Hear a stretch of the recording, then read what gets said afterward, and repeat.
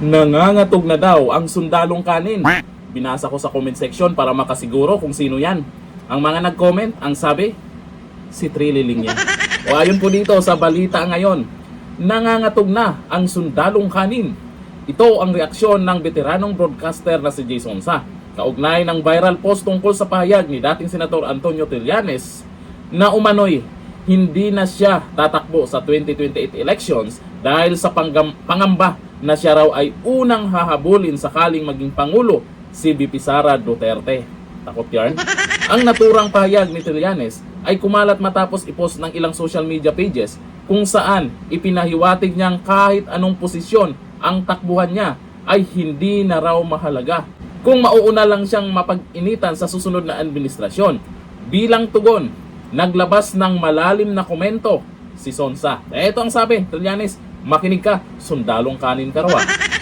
Ang layo pa ng 2028. Umiyak at nangangatog na ang buong kalamnan ng sundalong kanin. Yun naman sa sinasabi kasi ni Di Amano ni Trillanes na baka siya yung balikan, siya yung habulin, kaya hindi na siya tatakbo.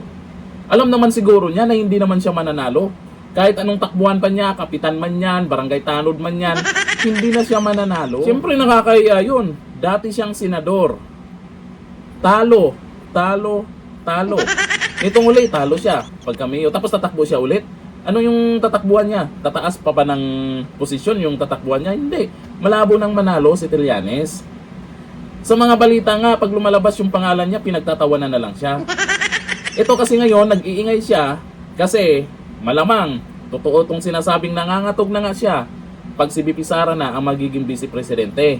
Bakit ka natatakot, Trillanes, kung wala ka namang ginagawang kasinungalingan sa mga inilabas mo tungkol sa mga Duterte? Tapos eto, dadagdagan pa. Posibleng katandem daw ni VP Sara si Marcoleta. Naku, marami na namang nag-iiyakan dyan, lalo na yung mga anti-China. O ito, ang video. Git yung pangalan ninyo bilang possible running mate ni VP Inday sa 2028. Ano sa tingin ninyo? Ako naman, Atty. Tracy. Agad. Alam mo ba naman, Ano sa... I am only a 7-month senator of the Republic.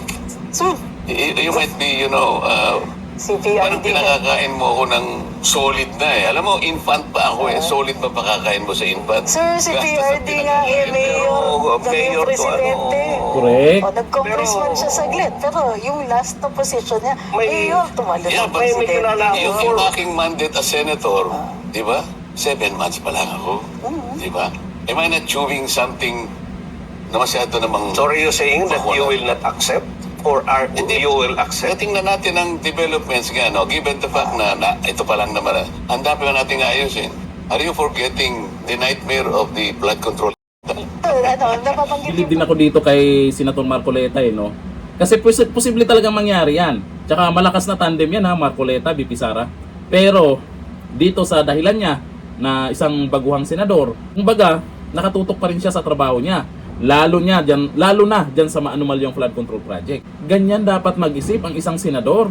Hindi yung ibang senador dyan naghanap na ng katandem para lang talunin si VP Sara. Siguro stress na sila. Hindi makahanap ng malakas na katandem na pwedeng dumikit man lang sa pagdating sa botohan sa 2028. Si VP Sara, tahimik lang pagdating sa usapin ng eleksyon, tuloy pa rin sa trabaho niya. At itong mga to, bisibisihan sila kung kanino kakampi. Nakaraan, lumabas po yung usap-usapan na Risa Tulfo, Risa sa Marcos admin, kung sino yung pambato nila doon. Maraming pwedeng i-tandem. Ay ito si Trillanes, dapat ito yung i-tandem kay Risa. Ngayon gusto nila ipa-impeach. Kung hindi sila magtagumpay, di nga si Trillanes, naku, mananahimik lang yan si Trillanes pag nanalo si VP Sara. Kaya ngayon pa lang nangangatog na. Hanggang dito lang, thank you. Bye-bye.